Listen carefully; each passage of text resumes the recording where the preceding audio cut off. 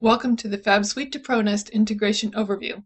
In this video, I hope to show you how to reduce or eliminate the manual double entry of inventory and parts when you're using FabSuite and ProNest together. To enable this integration or change its settings, from the Maintenance menu, Integration Settings, choose ProNest. Here you can enable or disable the integration, choose your nesting request format, set your database and inventory sync settings. For more information on these setup options and how to get the integration set up properly, click this Help button. In this video, I will show you our most popular setup. Let's look first at the inventory sync process. We open Inventory in ProNest. From the Inventory menu, choose Export to ProNest. FabSuite then connects to the ProNest database, retrieves anything that's changed there since last time we synced, and sends FabSuite's inventory updates to ProNest. It takes a minute for ProNest to process this file. When it's finished, each plate in the FabSuite inventory will have a match in the ProNest inventory. It's best to do this inventory sync frequently. To make this easier, there's an option in the ProNest settings to run the inventory sync in the background at whatever frequency you choose.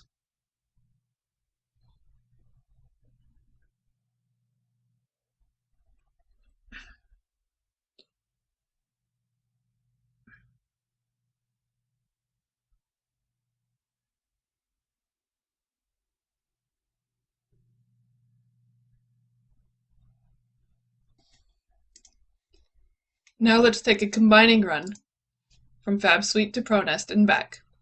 We can run this portion of the integration from combining, estimating, production control, or purchasing. For this video, I'll show you the combining run from production control. Open a production control job. Select production control, combining. We'll create a nesting run. In the optimizations, you can see our plate nesting software is set to ProNest. We'll select to combine our plate.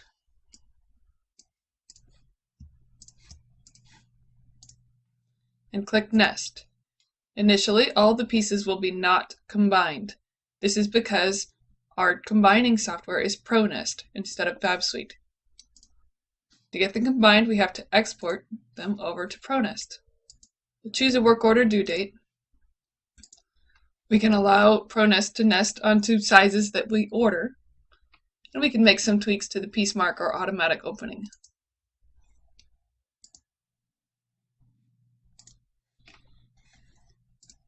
Over in ProNest, we import the part list that we just created.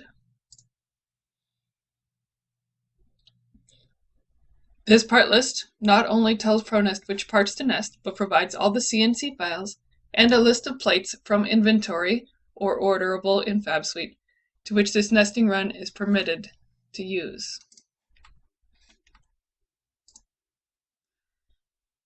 We'll perform the nest in ProNest.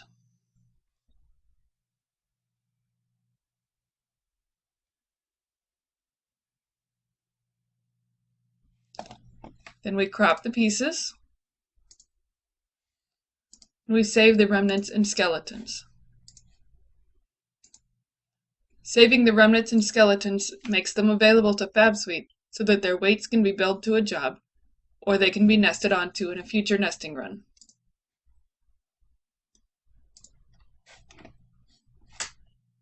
To make this nest available to FabSuite, we run this report.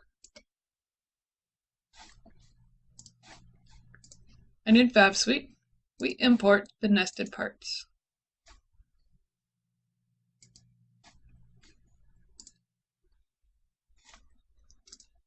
Here we can see the parts that were nested. The bottom three used pieces from our inventory, and the top several had to be purchased. We can select one of these and see the pieces that were nested below. And click View Nest. It will show us the nest. This is a picture generated by ProNest. Here's the remnant that was generated and the skeleton that was generated, and each piece that's nested onto this nest. When we are ready to reserve the inventory and order the parts, we click Save Displayed Results and close. If we have pieces we need to purchase, it will prompt us to purchase them. Here I'll just save them to a requisition.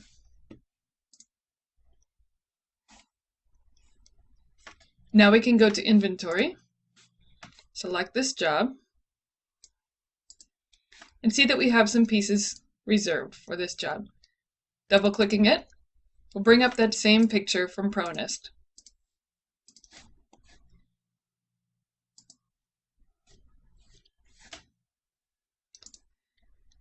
In the course of the production of this job, in ProNest, we will send the results of this nest out to CNC so that they can be cut.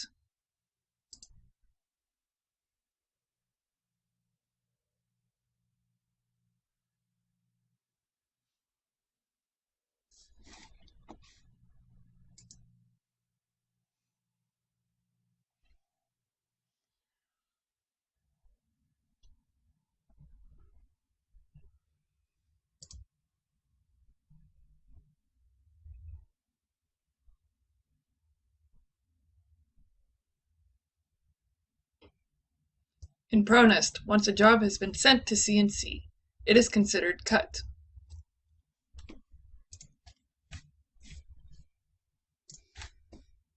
Back in FabSuite, we can retrieve this cut list into Inventory by choosing Import ProNest Cut List.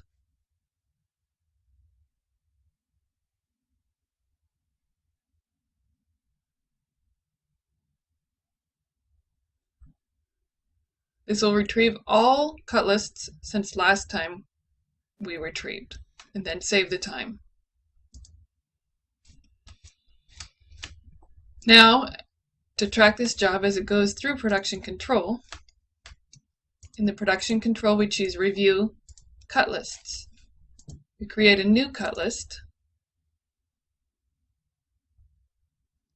and save it, and this will make the cut list from ProNest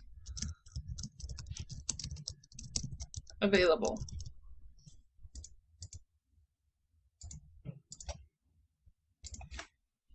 Now here, if we double click the cut list, we can see the pieces, the plates in this cut list. Double clicking one of them, we can again see that ProNest image with the remnant and the skeleton and the pieces on it. When we're ready to perform the cut, simply click Cut, fill in the material for the actual piece used, and take it from stock. Over in Inventory, we can now see that in place of the original inventory piece, there is two remnants, one of which is a skeleton, one of which is a remnant. Double-clicking those will again show the ProNest image. Finally, resyncing the inventory to ProNest will make these new remnant pieces available in ProNest for next time we send a nesting request from FabSuite.